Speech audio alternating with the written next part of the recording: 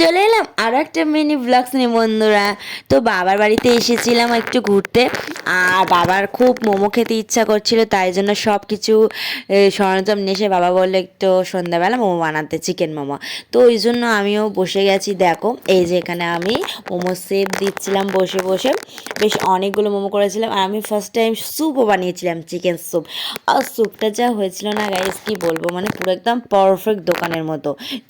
যেমন দেখতেও হয়েছে তেমন টেস্টও হয়েছে, পুরো দোকানের মতো। আমার তো ভীষণ ভালো লেগেছে, আর বাড়ির সবার খুব ভালো লেগেছে।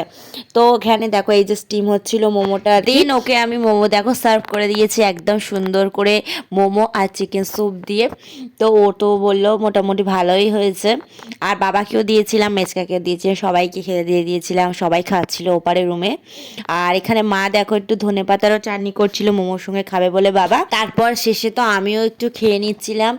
আর মুখে দেওয়ার পরে তো মানে জাস্ট কোনো কথাই নেই, এত ভালো লাগছিল না, মোমোটা খুব ভালো হয়েছিল। আর আমার মোমো খেতে ভীষণ ভালো লাগে। তো আমি ততক্ষণ মোমো খেতে থাকি, তোমরা চ্যানেলটাকে সাবস্ক্রাইব করো। বাই।